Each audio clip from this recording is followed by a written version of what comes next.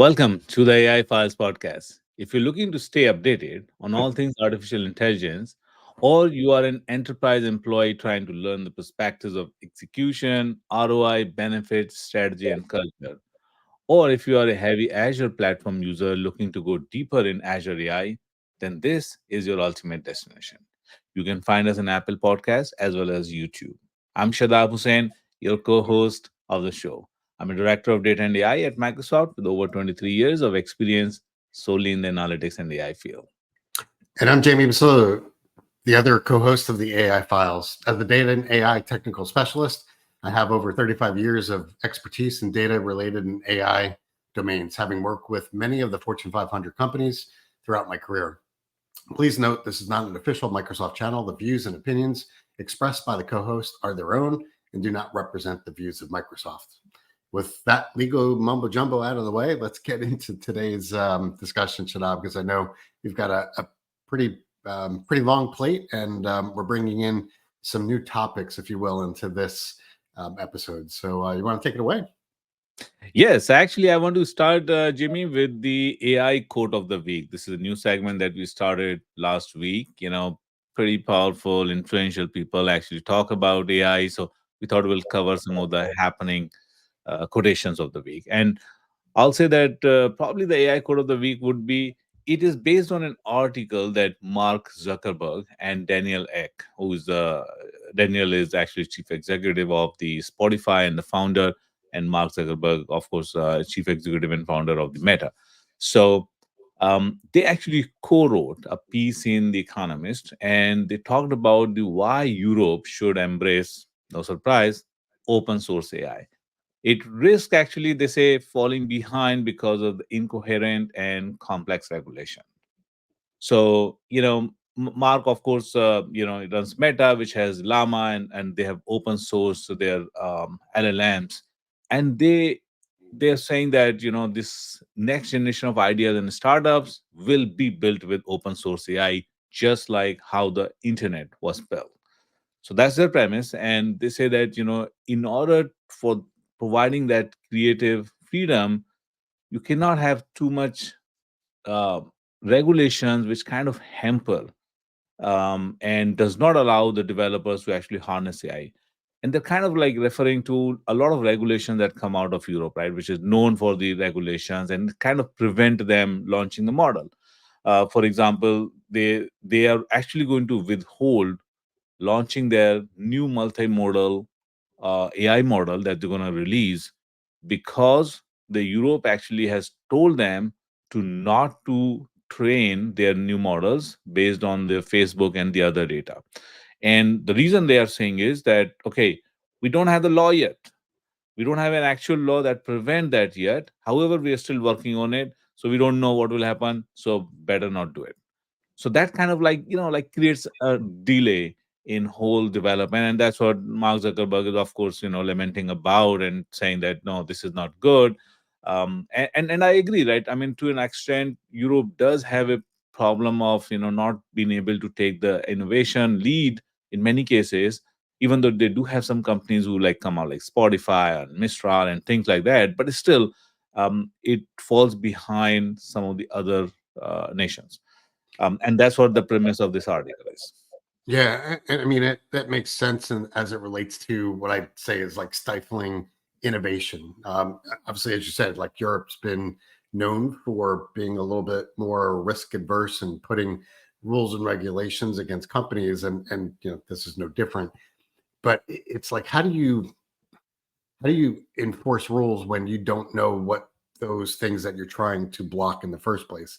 And it's sort of like you're putting us two steps in front of something where you haven't actually gotten it yet. There's a lot of parallels, by the way, I see in this as it relates also to the California bill. There's a lot of opposition to it right now as well, because it puts regulations or potential regulations in front of things that people still don't know yet if it's truly something to be quote unquote fearful of.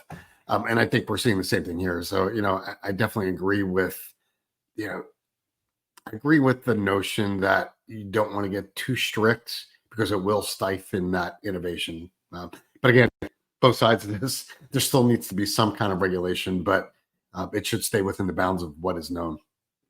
That is true, and very good point, Jamie, about that SB 1047 that is coming out of California that is still not passed, but there is like flip and flop. I mean, like there are some proponents and there are opponents, and Anthropic is kind of like very supportive of that, but they're not fully endorsing the current version of the bill as well. So even among the lawmakers, there is a divide. Not everybody actually support that. In fact, that is actually much more far-reaching in terms of the consequence. Because, like Mark Zuckerberg talks about, okay, we will not release the multimodal LLM in Europe, but you can't afford California, right? So if that happens, it's much more actually impactful. So we'll see. Time to like wait and watch and see how that turns out.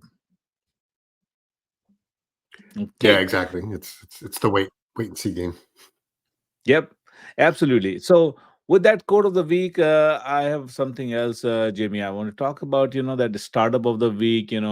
We want to talk about one startup every week and talks about really how to give a sense of the art of the possible, really, like how the different companies are leveraging AI, whether it's in the real world or whether it's in the technology sector or whatnot, right? I mean, in every single manners, the AI will play a part. And on that line, I think one of the startup that actually kind of like it's very niche, but it is making the use of the AI, right? So, for example, this company is Empower, and it's actually, I think, Y Combinator company.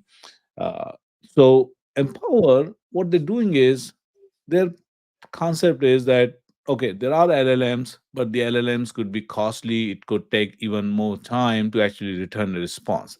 Now, in order to fine tune that cost or the response, they've created a platform. So their Empower platform actually allows the companies to create kind of a data based on their current use of the LLMs. Let's say a frontier model. Let's say they're using the GPT-4, a company. They can actually make slight changes, as per them, 5 line of code changes that will allow to capture the current input and output, right? So it will create kind of a data set. And that data set is solely focused on those specific task or the application. And they will take that data set and then they will fine tune let's say small language model, for example, or one of the open source model, which are supposedly much more cheaper, but it really works well for the SLMs.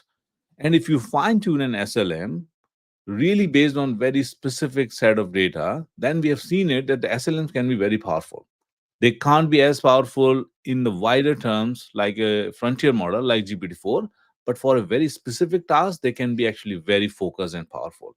Yeah, and I was That about to say becomes that. like, yeah. Yeah, sorry, I was going to say that is definitely powerful. I go back to my early days of working in IT, and I spent a lot of time doing database work. And if anyone goes back to the early 1990s, there was a lot of configuration, whether or not you were working with DB2 or Oracle or Sybase in those days. For me, there was a lot of like the knowledge that you had to put into the database management system. Fast forward to today, and it's not even today, like 10 years ago, a lot of these auto tuning features, and it just makes that database platform so much better because it's automatically doing things. I kind of equate that to what you were just talking about with Empower, because these models can now self-adjust based upon like the data that it's seeing. I think back to the query analyzer, going back to my, like I said, those DBA days. The one thing that would concern me though, and again, I don't know how Empower is doing this underneath the covers, but you take the age old phrase "garbage in, garbage out." So if you're querying this model and maybe not asking the right prompts, or looking for the right thing, it might be auto tuning on bad data. So it'd be interesting to see how they handle that. You know, Time will tell, I guess. Yeah. Yeah, that is true, and that's a very good point. And what they've done is they've kind of created a flow where there is an automated data collection, model iteration, evaluation. So they're constantly evaluating, verifying the results, etc. And once it reaches a certain threshold, then they can actually do a kind of a switch over.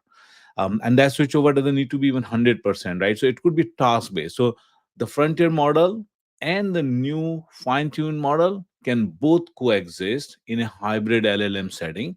And then according to the task, it can be actually diverted. So imagine this, right? So if you have a very high transaction, right? Not like a, like regularly, like a medium or small transaction volume, but a very high transaction volume, and the cost and the performance does become a concern, then you can actually use this hybrid. For some tasks, maybe the LLM, the frontier model still remains the choice, but for the other, this fine-tuned model will become a model to go. And then there will be an auto triaging that will actually happen in the solution. So sort of like guardrails to make sure that, Yes. yeah, all right, Yeah. that's good. I mean, that's what you want, because again, you don't want that garbage in, garbage out impacting the model. So Correct. good to hear. But the other important thing is, this is actually auto fine tuning. So that's an important point, Jimmy, because what happens is that, like fine tuning, we know fine tuning can be actually expensive, and can take a lot of And time. They time have consuming. And exactly. right. So it's like auto fine tuning. It happens with just minimal line of chain, and in fact, it is also actually based on a concept where you don't fine tune the entire model. So you only fine tune, you actually fix the pre-trained weights, most of it. There are only certain category that actually you fine tune. So the fine tuning is not as intensive. Otherwise, the fine tuning itself can be actually pretty expensive. So they're So kind of fine tune the art of fine tuning. That's what it is. yeah, no, that's powerful. Does this work with any small language model, or is it something that's proprietary? No, I Proprietary. think right now it is kind of a limited, like they're using llamas and mixtals. So Okay, those are the general model that they're, I think, right now using. But I think it can be extended, of course, to the other SLMs as well. gotcha. So let's pivot a little bit into some of the news that's been hitting over the last week. I don't know how many people are following, Elon Musk's Neuralink. Again, that's Neuralink is a company that's trying to take AI and use it for good as it relates to people that have severe medical impairments based upon nerve damages and how the brain works with that. A lot of stuff has been written on Neuralink, and there's a lot on their webpage. But they've been going through trials for test patients. I think it was back in like May. The U.S. medical community, the boards that regulate, gave Neuralink a approval for a second trial on a real life human patient. So what Neuralink just released this week was an announcement that they had a successful second patient trial, which again, this device is actually implanted inside the brain. The second patient, his name is Alex. It was a successful test. One of the big things that was a detriment to some of the early testing was a notion of retraction. So you got to obviously think that there's connections that go from this device into the brain. Those connections could actually detach. So this retraction is just the natural behavior of the human body. Whether or not you want to call it rejection or not, it's just the detaching of those things. Well, they've addressed that, at least for now, for what they've seen in the second patient, that they don't have those same retraction issues. So, as I mentioned before, this device is really for helping paralyzed patients, and it could be a myriad of different ways that a person was paralyzed. But it helps, at least this digital device helps with connecting their thoughts to allow them to do something. Now, this might seem trivial as it relates to what they've been able to test, but you got to obviously imagine this is in the early stages, and this will translate into maybe movement. If someone is paralyzed in the legs, maybe this will help in that inability to actually move at some point later in time. But what they've done in these tests is taking the thoughts of Alex and allow that person to play video games or design 3D objects. So being able to actually interact with a computer just by thoughts. Now, again, it might seem trivial, but to me, it's certainly like a huge leap forward. It's just being able to think about something that you want to do in a device, being able to translate that into capabilities. So as I already mentioned, the improvement was really on that thread retraction, and this is something that is minimized between the gaps between those neurons and the device itself. And obviously, the impact here for future capabilities is just extraordinary. With being able to help any potential spinal cord injury patient. This mind reading blows my mind, Jamie. Pun intended, right? I mean, it's incredible, right? I mean, how I can't believe that this is possible so soon. Actually, it's just It seems incredible. like science fiction, right? Like something Exactly, out of a movie. it's incredible, actually. So, with that aside, going to a next quick news item, I think people might remember Microsoft announced, what was it, back in May, a recall AI feature. And the whole intent of recall is literally looking at what you're doing on a AI powered machine, and then being able to recall at any point in time, like, oh, I did this. And it does that through taking screenshots and then recording information. Well, there was obviously a lot of pushback on the recall feature. Some things came out as it related to the database that's actually storing. Now, again, nothing goes to the cloud, but it's on the laptop, or this, local device. But that database was encrypted. So obviously, a lot of security concerns there about, not only the images that are captured, but what if that information leaks out? There were certainly security concerns as it related to government and defense um, organizations. So Microsoft obviously, uh, stopped the capability of recall once the Copilot PCs were released, and this was back in June. So what was just announced a couple days ago is that the new feature set for recall will actually roll out to test users this October. So roughly about 2 months from now. So there's two things that were done. The database is now encrypted, so that's a change of the feature.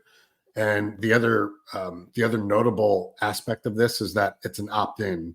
Previously, it was once you roll out or use this laptop, the Copilot powered, or the Copilot AI powered PC, it would automatically be there in terms of recall. So now not only is the database encrypted, but it's an opt-in. So you specifically have to say that I want to use it. So the other thing is with recall, Microsoft is aiming to widely release this feature by the holiday season, obviously aligned with, hopefully increased hardware sales that Microsoft would see. Yeah, I'm actually very excited about this because, as I mentioned earlier, that I already have a Copilot. I was one of the first buyer of that machine for my daughter, and I'm actually excitedly waiting for this feature because this could be game changing. Because like one of the survey was, Jamie, that generally a person spend up to one third of their time searching for information. So anything that actually helps information search, and new ways of doing that, I'm excited for it. Yeah, that'd be great. Once it does get rolled out, I'd be very curious to see how it looks, and maybe you could do a demo, later on this year to show the world how it actually looks. Obviously, you don't want to share any personal information if and when you do that. Absolutely. Yeah, I need to see what my daughter has on the machine, so we'll Yeah, find out. it might be one good way of finding out what your kids are doing, I guess, too. That's true. Um, so switching gears again a little bit, let's talk about um, the what I'll say what seemed like a swarm of new image generation tools. Now, I was debating whether or not to put this into the launch, quote unquote, section, but to me, this is almost more news than it is launch, but it is both. So, we I don't know if it was last episode or the one before that, we talked about the new um, Grok model that was put out on X.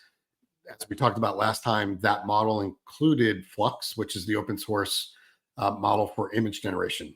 Very powerful. All right.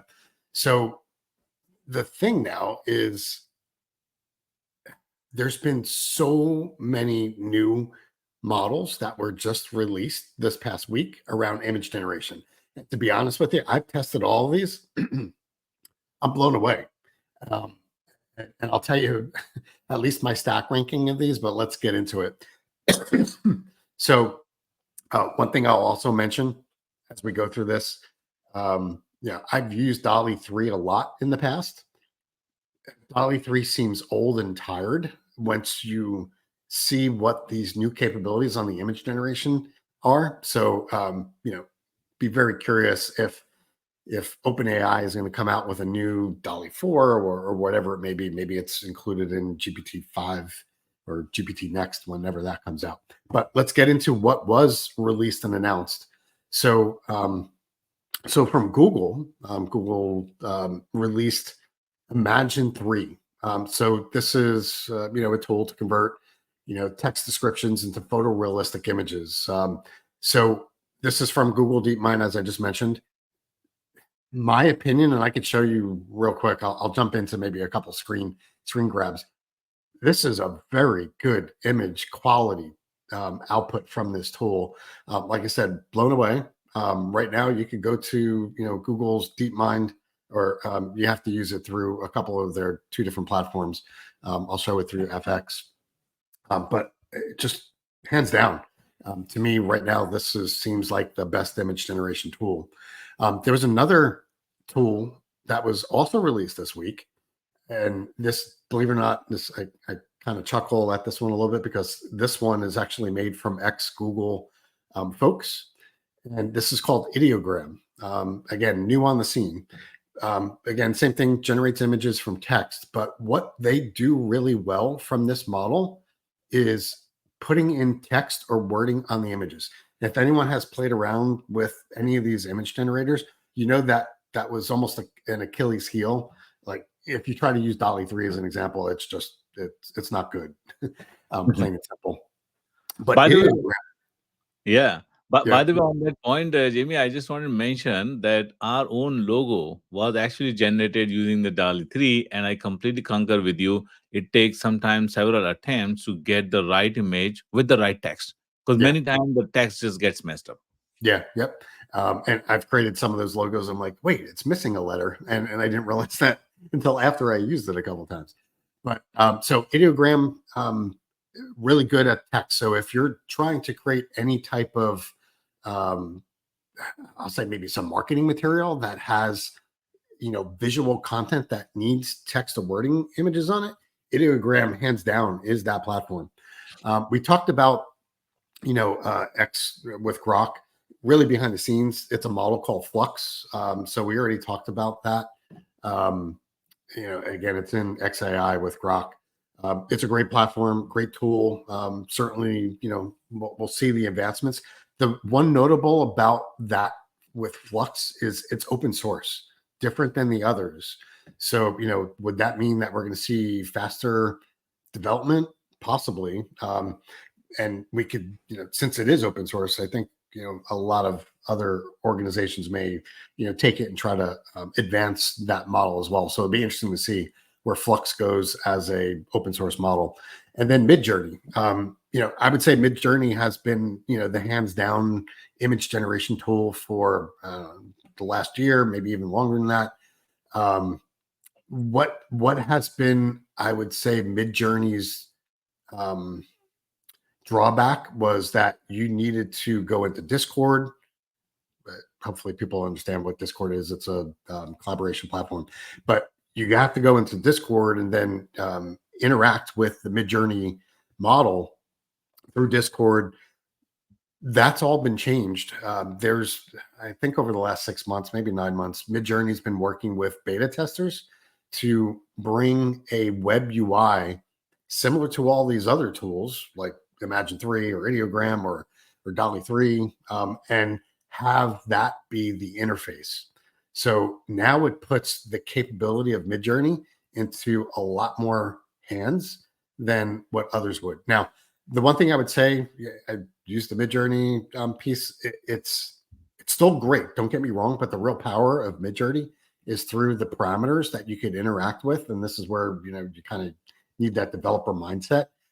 So you're not going to get the best quality image unless you go through that parameter, and those things are not necessarily um, made available through the web UI, at least not yet. So, like I said, it's a hands down, in my opinion, with Imagine. Let me just bring up a screen. I'm not going to spend tons of time on like what these things or how I got here, but so hopefully you can see my screen. Again, I use a lot of weather related stuff. So here's the prompt, and I use the same prompt with all of the tools. So this is ImageFX. This is the Imagine 3, or at least the interface to do this. These look pretty darn good. And what I asked the prompt was, create a DLSR quality image of a stovepipe tornado. By the way, stovepipe is a type of tornado in terms of what it looks like. So that's real. Put a sunset in the background with field of wheat, have the tornado kind of take the color of the wheat golden field. So that's what I asked it to do. And these look pretty good. I mean, like I said, I've storm chased, and I've been out there and I've seen storms that look like this or pretty darn close to it. What I think is very interesting is that this Imagine 3 model actually takes various different tokens, or at least words, in your prompt and gives you a drop down to change it. Like, oh, do I want this to appear in Texas or Oklahoma or Nebraska? Do I want to change? Oh, I said there should be offset by the darkness of the clouds. So it's picking up on what I'm going to call filters or parameters that I could change. And if I select that, it automatically changes the image. So I haven't seen this with any other tool set or model. So to me, that's pretty cool. This is the Ideogram. This keeps on popping up. So this is their image. And again, this looks a little bit too cartoony as it related to, what the Imagine one does. But like I said, I didn't do any text in this. This is where this model really shines. And then, if you look at what Grok implemented, again, same exact prompt, it looks a little bit better, I would say, than the Ideogram one, but it still looks a little cartoony, and it's not exactly a stovepipe. So, and Twitter one, I'm not going to. Sorry, the Midjourney, I didn't get into that one. So, just showing some of the differences, and I go back to this image effects through the Imagine. Looks really good, and when I saw this, it's actually even picking up on some of the hail signatures, because when you get these severe thunderstorms, you actually get different colorations of greenish tints for hail, and it actually did that without even me asking it. So kudos to Google. And I know a couple times in this show, we've talked about some of the missteps that Google has of announcing stuff and just being kind of vaporware. They hit the mark on this, so kudos to them on this model. I'm very interested to see where this goes and what people can actually create with the image tools. Awesome. And these models, Jamie, are they? I know that that the flux actually goes wild, no restriction. Yeah. Does the Imagine 3 has any restrictions, or you can create anything? Yeah, it has the guardrails. Like you said, the Flux doesn't have the same guardrails. Sorry, the Grok model, which uses Flux. So yeah, these have more safety guardrails than Flux. And again, this goes into the whole topic of like what might be considered, deep fakes and or more, illicit type content that could be created. So yeah, to your point, these have a little bit more safety features around them inherently within the model. Do all these image generator tools, have they all started bringing the digital watermarking in them? I know that this is something that as an industry, companies are trying to adhere to and create standards around digital watermarking. Yeah, to be honest with you, I don't know. I haven't seen them talk about the digital watermarking just yet in this. I know it's a large topic, and there's some companies like OpenAI and others are talking about adding it to the models and the things that are actually creating through the distillation process. But I haven't seen it yet talked about in these models. But good point. Something I'll take a look at as well, and maybe give an update on the next podcast. Okay, thanks. All right. What next, Jimmy? Yeah. So, we go from image creation to let's talk about some of the launches. So, up front, we talked about, some of the small language models from, Meta, from Meta with Llama as it relates to the Empower tool. But to me, there seems to be two different sides of advancement right now. You certainly have like the Meta 3.1 405B model as far as a large model. You've got obviously models from OpenAI on the large front, but there's a huge focus right now, and it's obvious and it's evident around the small language models, just because of the capabilities that they're able to provide, fitting on different form factors and all the great things that we've already talked about. Well, Microsoft has updated their family of small language models. Again, these are the Phi models. So we've now, at least Microsoft has rolled out Phi3.5 family of models. So this is an update to the that family. So we now have Phi 3.5 mini, and this is based upon 3.8 billion parameter model. What's also released was a 3.5 vision model. So again, being able to do multimodality vision input into these small language models, and that's a 4.2 billion parameter model. But what's interesting here, at least to me, is a new model or a new concept for that model, at least on these Phi models, for a mixture of experts. So this is Phi 3.5 MOE, which again stands for a mixture of experts. So what this does, and again, I'll go back to a couple episodes ago when we had Simon on talking about large language models, and he kind of went into a little bit about what is MOE, that mixture of experts. But this actually takes 16 smaller models into a single entity, which provides then better model quality and faster inference time when compared to the Phi 3 model. So again, it's a capability where this is just providing a smaller, even smaller model, but coming up with a better output based upon the notion of this MOE architecture or structure. So when you look at these models as compared to some of the other small language models that exist, and again, those would be things like the Gemma 2 27 billion model, Mistral, NeMo, or Llama 3.1 in their small model, which is the 8 billion model, or the Mistral 7B model. The quality of the model from this Phi 3.5 outsurpasses some of those other models I just mentioned with a smaller subset. And I'll give you an example here. So if you look at the Llama 3.1 model, the 8 billion parameter, that has an MMLU score of roughly around, what was it, like 66, 67. The Phi 3.5 mini model with less than 4 billion, so it's half the number of parameters, comes in at the same MMLU score. So same capability as far as reasoning and understanding, but half the size. So when you think about what that means to, where am I going to put this? How does that maybe translate into doing additional fine tuning on that model? I get as good as reasoning, but with half of the parameter size. That's the 3.5 mini model. Now, I'll give you a great example here. Take that mixture of experts model, which again, it's a different paradigm for what it's doing as far as those individual smaller ones. This has an MMLU that surpasses all of the existing small language models. So this is coming in close to the 80 score for the MMLU, and this beats everything by a couple percentage points. So the best model right now is the Mistral 8X22B model, which has almost 40 40 billion parameters.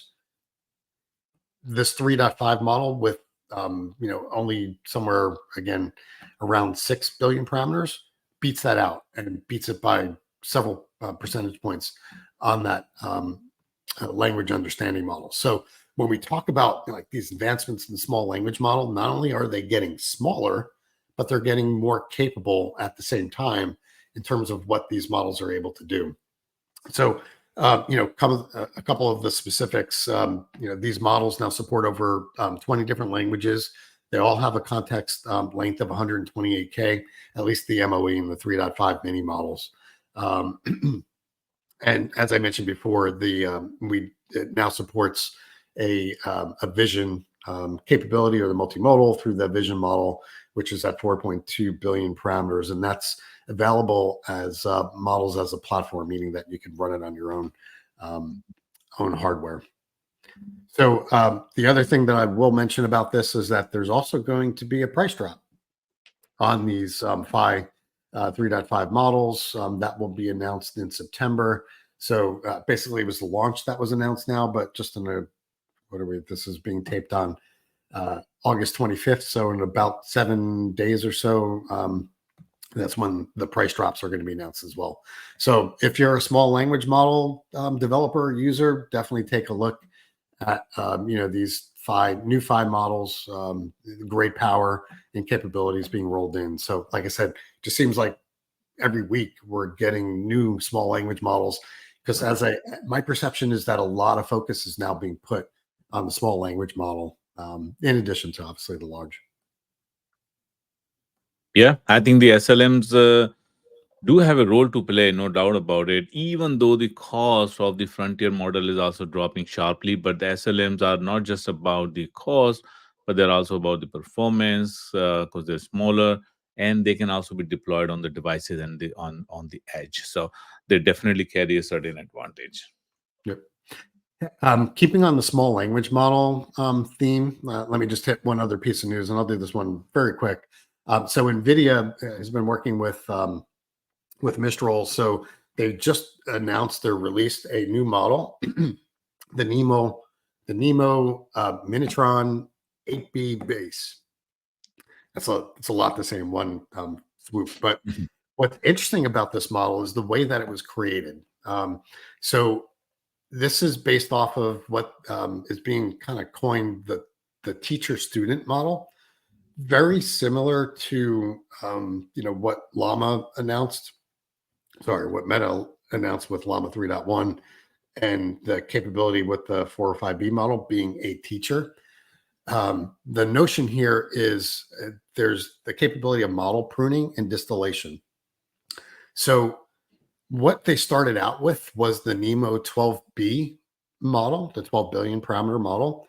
And with pruning, what they did is they eliminated various different, and this is where I'm going to get a little bit techie on you folks, but it eliminated various different neurons within that model and various different attention heads that are there that signify different branches within the model.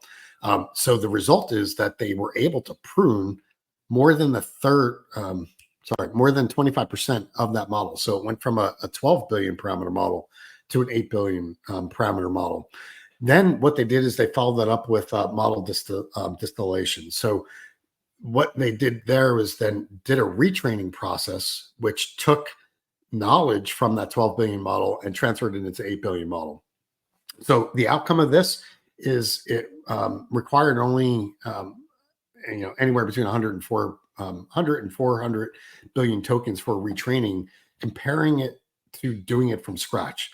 So not only do you have a smaller model that's based upon information from the larger one, but you don't actually have to recreate all of that data because you're doing the pruning. So the result is efficiency in time, efficiency in cost, and improved performance from a smaller base model as compared to starting out or using that 12 billion parameter model. Again, as I said before, smaller is better, but you want to make sure you have the same level of language understanding. So what's interesting as you look at the end results with this is that 8 billion model surpasses some of the other models in that same class when you look at the various different benchmarks. So again, the end notion here is that it's small enough to run on your laptop, but it's something that still has that power.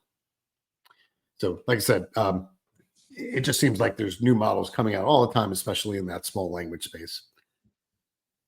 So one other news point to talk about, at least today, and I'll hit that real quick.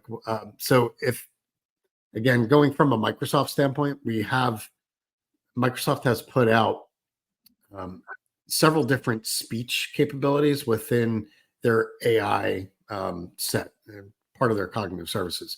One of those within the text to speech, which has been around for a while, is being able to actually do text to speech with an avatar.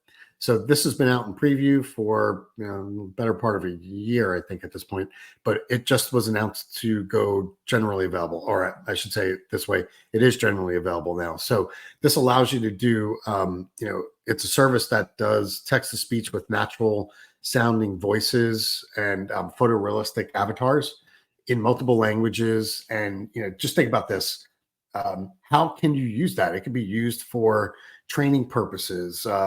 You can develop content and then have that delivered by an avatar. So you could actually create, from a developer standpoint, create these personalized, engaging interactions with your audience just by doing that. So the one other thing that I would say with this is you can't get away from anything without talking about responsible AI. So this is part of or part and parcel with what Microsoft is doing as it relates to RAI. So there's safety measures included within this text to speech avatar. Obviously, you're not going to be able to create things that either have biases and or restricted type of content. So there is obviously a registration for this, and you have to be specific on the use cases. And there's limited access to get it, but it is generally available. So anyway, like I said, it's very cool technology. I haven't seen it. Definitely take a look at it. Yeah, actually, this is something a new one, and like I've seen some people starting to use it. You need to submit clip of your video and the audio and all those things, and then actually it can create a custom avatar. So, like some of the use cases could be in the organization that you could actually create the custom avatar for internal as well as external purpose, right? It could be used in the, let's say, customer facing call center and those kind of thing, chatbots, or it could be internally. You could use these avatars, and they can get integrated into your like presentation making and those kind of things. So it can also assist in some of the remote experience as well for the customer. So that's what I see generally. People have started looking into it already. Yeah, a lot of use cases will open up. Maybe one day we could use that to do our show. Yes, absolutely. Um, so good idea. We will try it someday. Yep.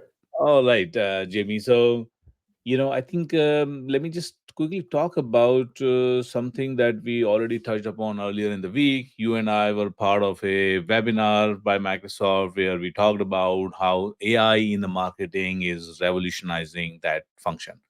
So I just wanted to quickly touch upon that art of the possible, what's happening in the AI world and finding the cross section with the marketing.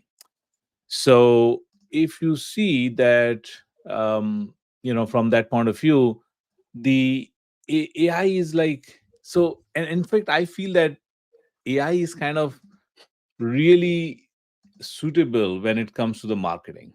And the reason being that marketing, if you see, is all about customer facing, is about creativity, is about the words and the descriptions and the narratives and the stories and all those things. And AI really actually does really well. The LLMs are really actually made for that purpose. So I think it's really made that, I would say, marriage made in heaven kind of situation that we have with the AI in marketing. and I think there is a great potential for that. So let me show actually couple of screens for the AI in marketing. So let's say here is a marketing flywheel. And if you see the AI in the marketing, for example, this is the general day in the life on the for the marketing person, right? So you have to understand the customer, and as part of that, you do the studies and the surveys and collect all kind of data about the potential audience, right? The potential target customers, and then you actually ideate and strategize. How do we create a product or a solution, and how do we or how do we create a message, right, to reach to the target audience. So based on the understanding of that audience and the survey and all that you have done, then you ideate and identify the messages, and then you create the marketing assets, and then you try to also personalize those customer experiences so that it is more appealing. And then we launch marketing campaigns to reach out, broadcast, and do the mass outreach. And then of course on a going basis you have to optimize the performance, right? So that you're fine tuning your messages and the campaigns and things like that. So that's a typical marketing flywheel. And AI in marketing actually touches upon each of them. So, for example, understanding the customer. So it could be like, like there could be probably hundreds and thousands of studies and surveys and the past documents and the feedback, etc., that marketing has already kept. Now, when they are when they are creating a new, let's say, message or campaign or a product, descriptions, etc., they need to understand how a particular audience would react to it. And generally that is why they do the launch surveys or the product placement, etc., try to understand that feedback. But that could be a very expensive process. It could take a long time.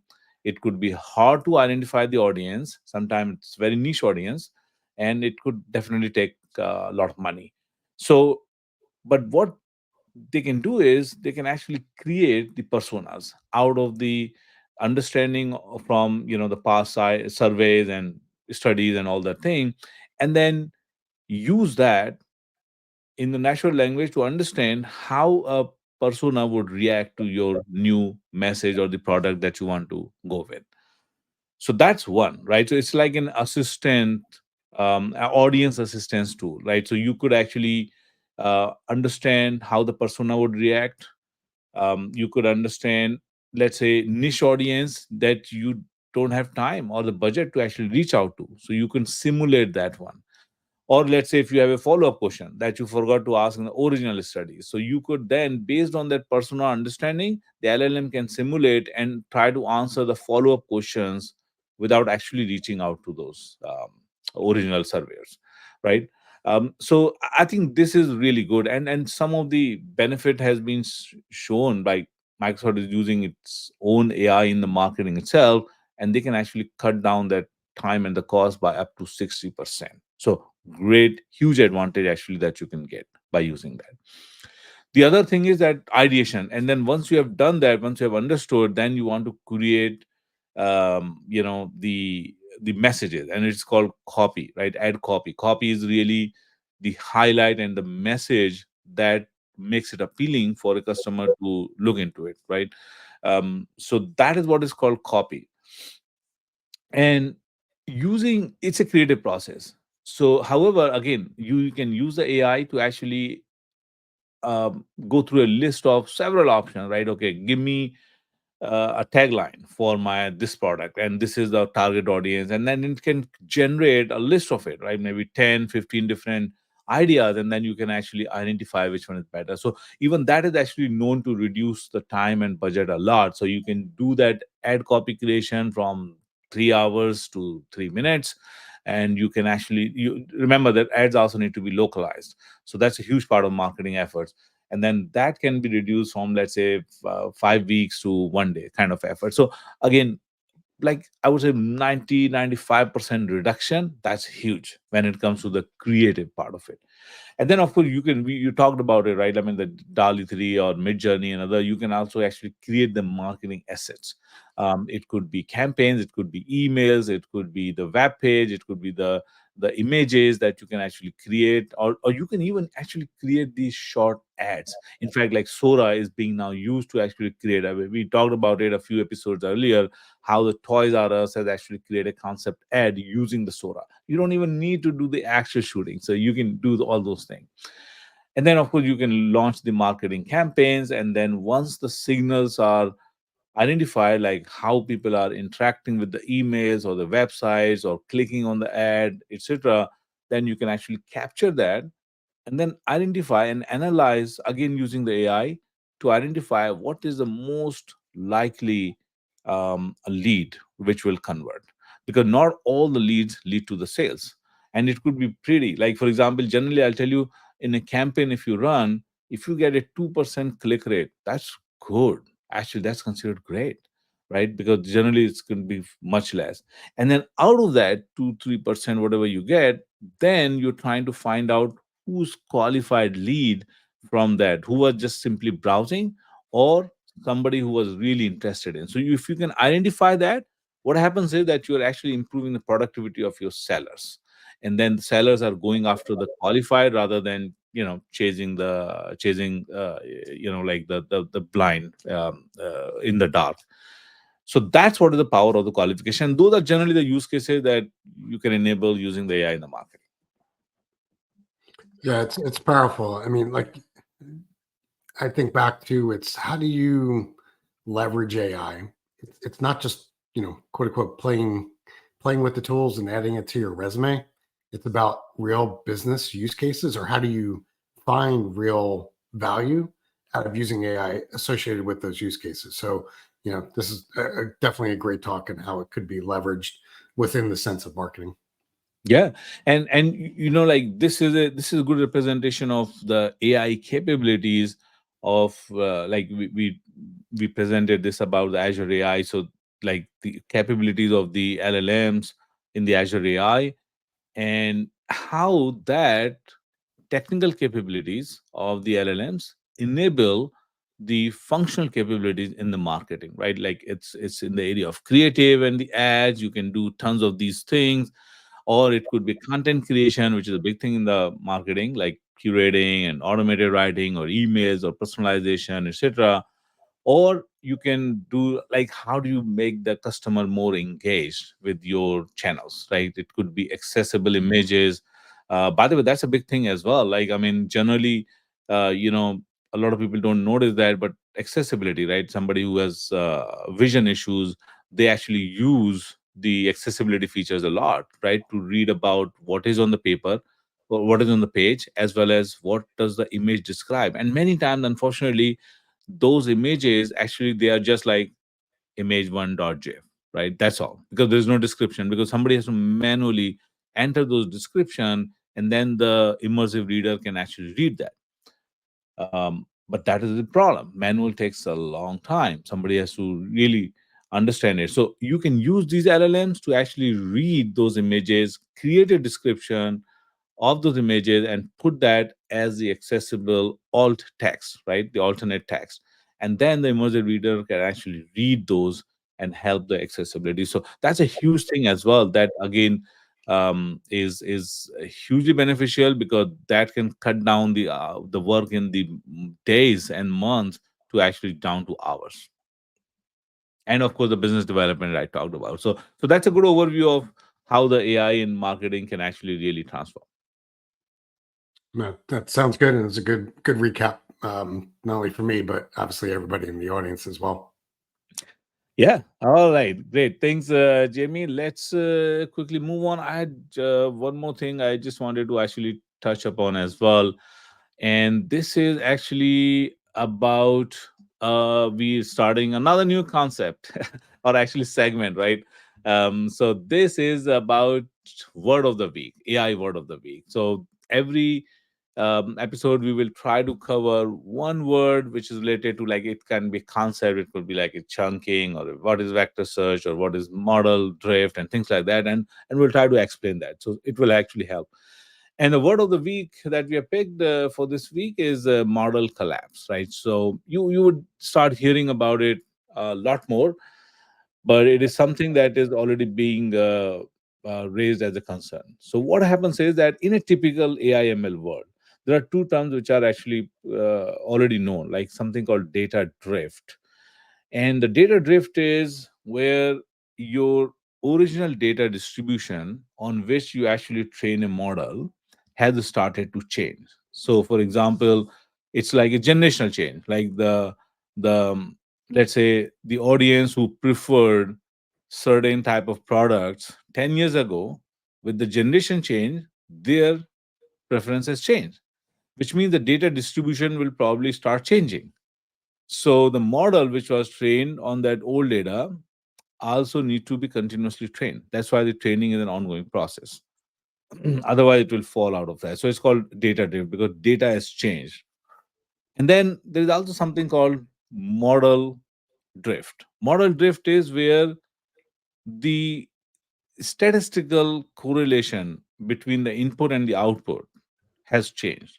For example, let's say it was easy to predict which product who will buy based on, let's say, economical parameters, right? The wealth or the purchasing power. But let's say with this new generation, maybe things have changed. Maybe some other parameters become more important. So the model has become kind of like a little bit stale or outdated, and it has to be again retrained with the new data, right? So that's the concept of data drift and data model drift. But something new that is also emerging is which is called model collapse. Model collapse is where essentially what is happening is that the AI, and you talked about this, Jamie, right? Distillation concept, right? So the AI models have started generating the content. Sometimes that content can be also actually used in training other models, teacher student model that you talked about. But other than that, you are also generating the content and it's going out on the web, whether it's images or description. And ultimately, the same content will continue to be used for the training, right, on the ongoing basis. So what happens is now you are actually just it's like echo chamber. You are creating, the models are creating something, and then they are also using it as an input to create further. So Right. imagine what happens is that then it creates a, like, you're consuming your own output, and then you're essentially neglecting what the human generated output could be. Yeah. Do you ever, I kind of equate that back to the telephone game, like where you take a cup on a string and then put it in one ear, but then you chain that to multiple people. By the time you get to the last person, it makes no sense at all. So kind Yeah, of, that's a good analogy. So that's what actually the model collapse is. The model like starts like feeding on its own, and then its own, you can say, right, and the output, and then it becomes at some point of time it becomes irrelevant. And how it becomes irrelevant is this, right? So what happens is the models generally they are all probabilistic, right? So they essentially go with the highest probability, and they will kind of ignore some of the low probability events, or which will be represented like the marginalized groups or unique scenarios, right? Those border cases. And let's say it ignores them when it produces an output. And the same outputs are now becoming more dominant and they are again fed back to the model. So those marginalized events or border scenarios, etc., will become less and less prevalent, eventually to the point where they can be completely ignored. And that could lead to problems. That could lead to problems of the biases. That could lead to problems of the quality of the output of the model. And that's why it's an iterative process. It's a slippery slope, to say, right? Because then it just continue to, so the it's like, the primary becomes more and more dominant, and the border cases becomes like more and more neglected. So in order to beat this, I think it is important to continue to use the human generated data, or the data which is, because the generations are also changing, right? Their output is also changing. So it is important to change that. It is also important to maintain the, like, let's say, access to the high quality data. It doesn't need to be human generated, but it has to be high quality. It has to be widely representative of that, right? And human generated data is absolutely essential. Second part is that there needs to be more transparency and collaboration. So the models need to be more opened up about what data has been used. And a lot of companies are actually silent, generally silent about it, right? They don't talk about it generally, but there's more need of a transparency there. And finally, it is about that you have to constantly reset and bring the fresh dose of the data so that it continues to represent the real world and not just like essentially becoming iterative dying process of the models. Yeah, and like I said, these are important things for people to understand as they're developing their applications or systems. So, understanding model drift, understanding these other other scenarios, as well as understanding, model collapse and its potential impact, super important. Hence why we're doing these things, to make sure that people are aware. So, great recap, Absolutely. and looking forward to the next word of the week next time. So with that, we're at an hour or just about already. So thank you for everybody taking the time to listen. Hopefully you got it this far into the episode and got some value out of it, at least one or two nuggets, because that's what we aim to do every time we do these episodes. So thanks for listening along, and don't forget to tell your friends. If you found this episode or this series useful, don't be bashful. Repost, tell folks, and looking forward to growing our audience. So once again, thank you. Absolutely. Spread the word, share the learning. Yeah, I And love that. That's a good little phrase there. yep. And talk to you all and next week. See you, Jamie. See you Bye. soon. Bye-bye.